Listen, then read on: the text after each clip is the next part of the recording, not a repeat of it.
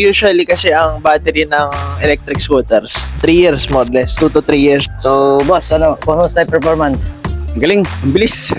YouTube na maraming bumibili, tsaka legit eh. A bit away.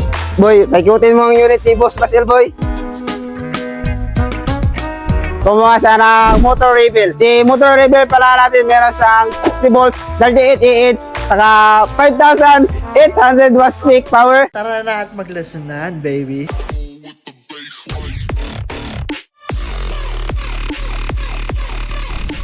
Meron tayong previous punk user. Mag-upgrade siya sa Punk Rebel, motor Punk Rebel. Kakadating lang ng new batch natin, third batch na tong unit na to. So nagpakabit siya ng crash guard and steering damper for high-speed stability. Yan, pumunta tong Quezon City sa ating ilaw. Bang, bang, bang. So naka-hydraulic brakes yan, everybody. Front and rear. 11 inches tubeless tires. Bam. Montagin mo, boy. Montagin mo. Shoutout kay Boss Ramsey. Beautiful makinarya. Mag-interview tayo ngayon. Come here. Ano ginawa natin? Binubuhay yung patay na scooter. So ano tawag sa'yo pag nagbubuhay ka ng patay? Dr. Kwakwak. Ano ginawa? Naglagay ng gulong na walang motor sa likod. So ito kasi dual drive to. Ngayon kinonvert natin into single drive para mas mababa natin mabenta. Mas mababa yung costing, mas mababa natin mabibenta. So yan, naka-skeleton testing pa tayo. Tama ba? Tama. Okay, next. Come here. What's up, boy? What's up? Ano gagawin natin? Test natin si bisikleta kung gano'ng kalayo. Ayan, actually wala pa kasi tayong range test. So mag-quick testing lang kami with pedal assist kung ilang kilometers aabutin ang motor bisikleta natin. Full charge yan. Tama ba, Mac? Tamang-tama. Flex. Eh, Next. Ano nangyayari dyan? Binabalik ko lang yung cover. Battery. Bakit? Early cut off. So, darling, ang usually kasi ang battery ng electric scooters, 3 years more or less, 2 to 3 years. Ay, ang model na yan, 2 years old na. So, pinalitan na yung battery, nagbe-build din tayo dito. Kaya yan, ipapadeliver na yan mamayang hapon. Bam. So, bago pa-deliver, quality checking tayo. Ano gagawin mo? Magpipick up Ng unit anong model? Sigma. Saan? Victory Liner. Ayan. So everybody, pag kasi sila Victory Liner, meron tayong transport service, sila Victory Liner. So kung gusto nyo pa service unit nyo and pwede ipadaan sa Victory Liner para maparating dito yung unit, pwede din. So ganun mangyayari from Tugigaraw. Tama ba? Tama, sir. Dadalhin dito para Ayos. Okay, come here. Mga mali.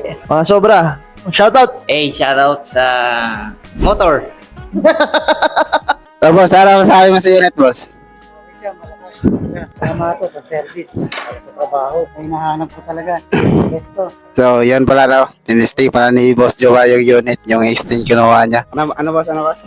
Medyo matagal na ako naghahanap na ito eh. Yung unit ko dati nasira na eh. Anong masabi mo sa performance, boss? Mas maganda to kaysa una. The best to. Okay, bali may walk-in client tayo yun. Kumuha ng extend. Kahit di rin po, mabenta pa rin mga boss. So yan, testing na ni boss. Laming pinakapit dyan, side mirror, phone holder, tsaka webman bag mga boss. Hey! So eto na, tinetesting ni boss. Tatanungin natin ngayon kung kumusta yung performance. So boss, kumusta yung performance? Galing, ang bilis. Naano ko. So, sabihin nyo lang boss, a bit away. Abin away! Let's go. Oh, boss, ano pangalan po? Badahos po, Badahos. Oh, boss, manaw saan pa galing, boss? Makati pa. Makati. So, ba't dito kayo sa motor pinabili, boss? Sa dami-daming shop sa Manila. Nakita ko sa vlog nyo sa moto, Motor electric. Nakita ko, ang ganda. Dito na ako pumunta para masigurado may shop. So, ba't si X10 yung napili nyo, boss? Dami-daming pagpipilian dyan. Astig kasi. Di rin ganun siya kamahal. Kaya siyang mabilin ang kahit ordinaryo lang. Okay. Kaya maka-purchase. So, sabihin nyo lang, boss, a bit away. A bit away! Ano pangalan niyo, ma'am? Si Lynn po. Tiga saan po kayo? Makati. Okay. Kung ba sa dami-dami po ang shop po natin dito, bakit dito po ay bumati sa electric scooter po natin? Kasi siya yung nakita ko sa YouTube na maraming bumibili, tsaka legit eh. So dito ako pumunta sa motor. So everyone, pwede kayo dito pumunta. Highly recommended siya. Yun lang. May babatiin po ba kayo, ma'am? Wala. Pakisabi na lang po sa video ay a better way po. Have it away! So, pero tayo walk-in client na kumuha ng Race M365. So, tinetest drive ni sir yung unit.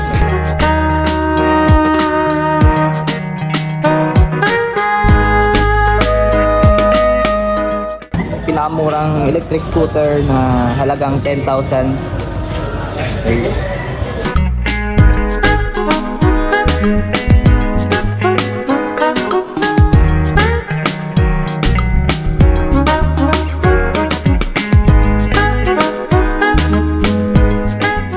Basta performance, sir. Okay.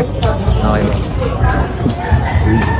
Right, quick commercial if naghanap kayo ng murang electric vehicles, electric scooter, electric bike, electric motorcycle, dito kayo sa Motor Electric Vehicle Philippines. Address namin and contact number andyan sa screen. Post nyo na lang kung gusto nyo. Bam! Alright? So yung price list natin as of the moment, eto, bam! Post nyo na lang din kung gusto nyo. Meron dito cash payment, may bank transfer, may home credit installment, may credit card payment, pwede trade-in, pwede sell out. Message nyo lang ako or yung page namin. A bit away, baby. Let's go. Ano po pangalan natin, ma'am sir? Antoniat Pulutan. KB Bonda. Taga saan po tayo? Tagig. San Pablo, Laguna. Okay, bakit sa dami pong mga shop dito sa Manila po? Bakit sa motor review ko yan nabili po? Kasi magaganda yung reviews niya online. Nag-search talaga kami ng maraming feedback na magaganda. So, eto. Saka okay yung ano niya, yung affordable siya. Bakit si MD1 po natin napili na unit, ma'am? Kasi pwede ko siyang dalhin. Paakyat kasi yung room ko. So, kailangan ko nang madadala ko kahit saan. Lightweight lang. Pero, efficient naman. Ma'am sir, sabihin na natin kapit away. A gate away. So may ship out tayo ngayon, no, papuntang Rizal. So shout out pala kay Boss Ronnie. Kumuha siya ng MD1. So si MD1 natin meron siya 36 volts, 8 AH, 800 watts peak power, tumatakbo ng 20 km, 35 kph. So nagpalagay pala si Boss Ronnie ng side mirror, dalawang side mirror. Saka dito na rin to, no, meron siyang ilaw sa harap, saka dito sa gilid. Yan sa gilid. Saka yung busina. Saka signal light, meron. Yan. Saka sa kabila din, meron din yan. So, Boss Ronnie, ingat sa bagong unit mo. A bit away.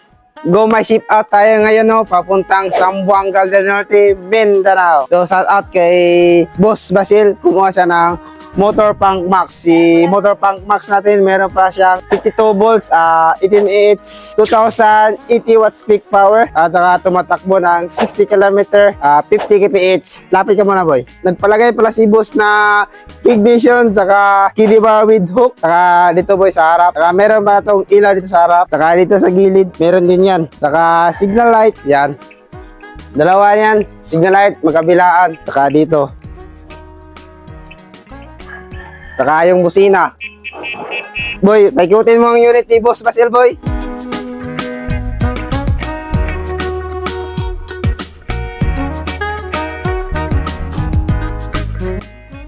Boss Basil, keep and sip sa bagong unit mo. A bit away.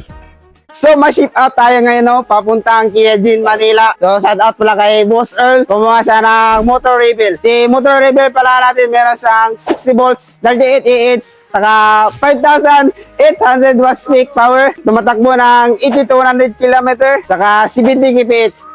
So, nagpalagay pala si Boss Earl ng side mirror. Dalawa magkabilaan. Meron na itong ilaw, pilawin natin. Saka dito sa harap, yan, saka dito. Saka meron na itong busina. Saka signal light. Dito sa harap at sa gilid.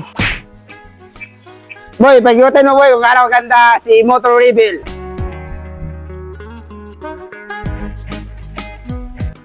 Boss Earl, keep and sit sa bagong unit mo. A bit away. Thank you for watching the video.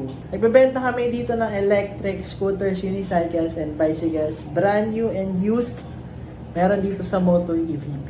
Nagre-repair din kami ng mga units. Kung gusto nyo bumisita, address and contact number andyan sa screen. Message nyo na kami. A bit away.